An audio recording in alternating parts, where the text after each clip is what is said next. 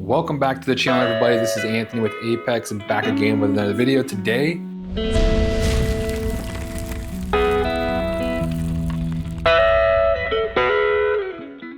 we have a MS170 here in the shop, and we're going to be doing a little maintenance service on this thing. So a little tune-up, if you will.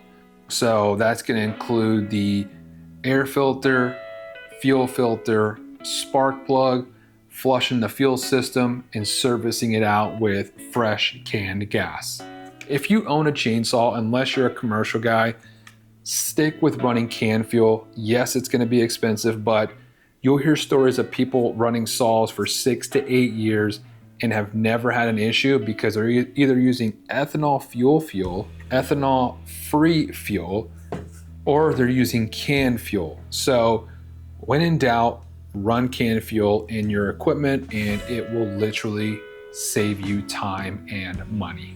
So we have the fuel filter right here. These are all OEM parts, except for the spark plug, which I'm using a HIPAA because I want to try out their spark plugs. But OEM fuel filter, OEM air filter, and then again HIPAA spark plug, and we're using Toro canned fuel.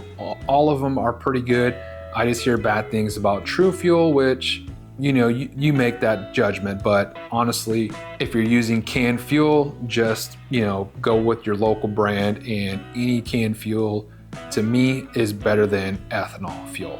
With that said, if you're using a canned fuel and your machine runs worse, well, it's probably that fuel. So when I get a machine in, I always take the muffler off, knock it off. It takes you literally less than a minute to knock it off, check the piston and cylinder, which I already did that.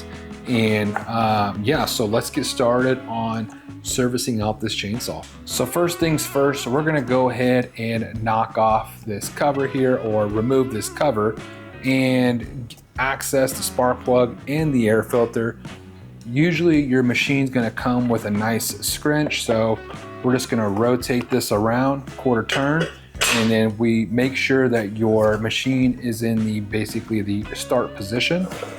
And then we're just gonna pop this cover off, slide it straight back, and these two little tabs go under the housing here, so just make sure that you slide it straight back. When you remove it, we'll set that to the side, and we'll see that they normally come with kind of a cheaper air filter, but I like to use this, like, I forget the name of it. I think it's called like a fleece style, or I can't remember. It's a much higher quality, better air filter.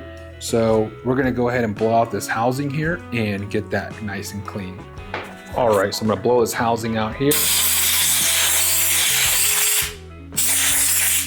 just to keep that debris from falling inside the machine, and, you know, to prevent any sort of sand or sawdust going inside the engine. All right, now at this point, I'm gonna go ahead and throw my new filter on here, and it's just going to seat over this thing and make sure that it's all the way down and seated in place, because if not, you will have dirt ingestion. So we're gonna go ahead and slide that bad boy down, make sure it's nice and tight on there, and when we put our housing on, it should seal it nice and tight.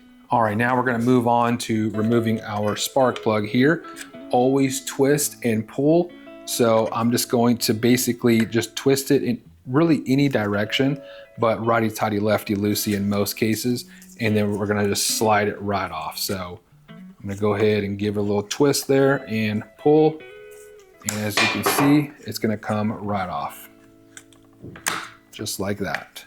Okay, so now we're gonna use our scrunch that came with our saw. Give it a couple whacks there, and we're gonna remove the spark plug. And then, just like that, we got our old spark plug out. We'll go ahead and insert our new spark plug. And then what we're gonna do is get it to where it's almost tight, like right there. And then we're just gonna give it a nice little quarter turn or so. And then we're gonna put our spark plug boot over the top. Just like that, the air filter and the spark plug are both done. And now we can go ahead and put our cover on and move to the fuel filter.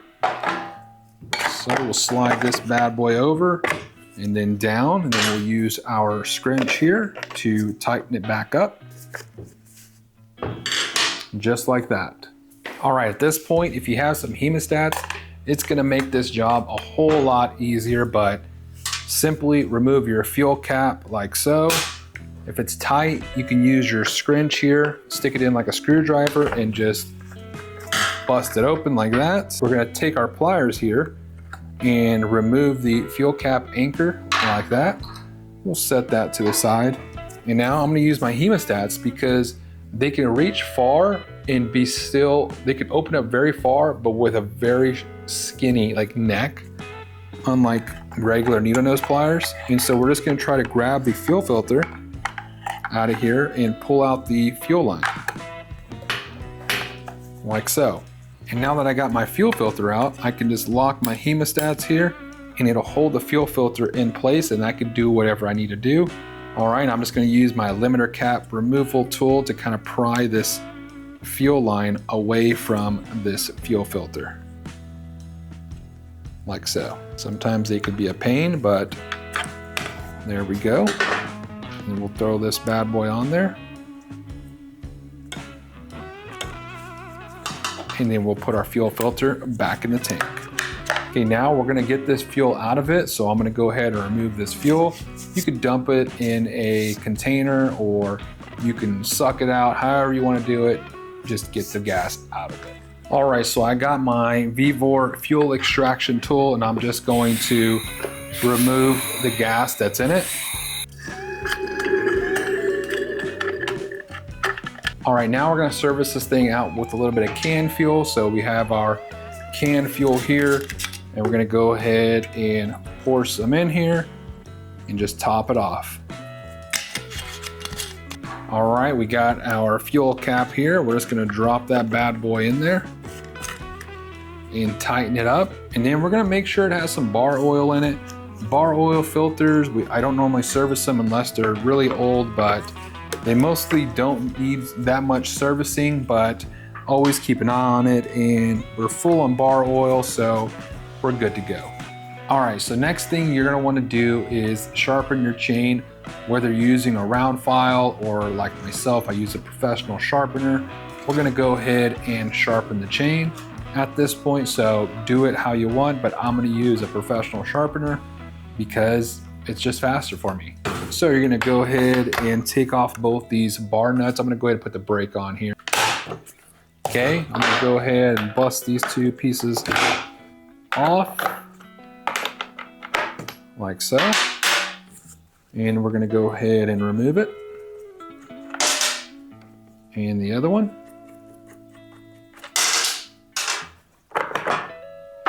Just like that, we'll remove our bar and chain. And then this area here always gets disgusting, so go ahead and clean that area off while you have it all apart. So I'm just gonna take a wire brush and kind of just brush this whole area off here. A lot of that oil and everything likes to stick to this area. You can clean it with brake cleaner or some sort of solvent, if you will, and you won't hurt a single thing. And it's a little bit easier that way, but in my garage, I like to keep it nice and neat. So we're gonna brush this area off and then we will hit it with the old shop vac.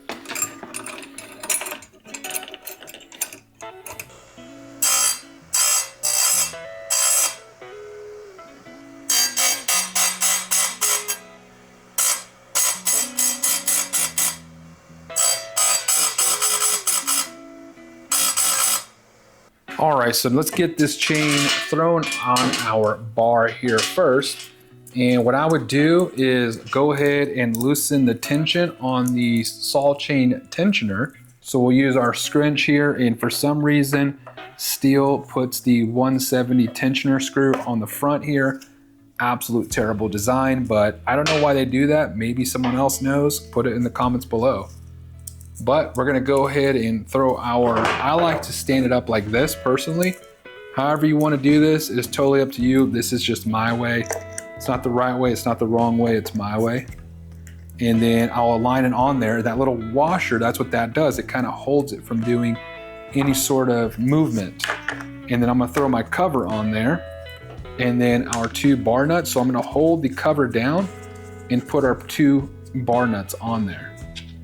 Okay, and I'm just gonna hand tighten these. Okay, once they're hand tightened, I'm going to put the saw back upright, and then I'm going to hold the nose of the bar up, and I'm going to hit the tensioner.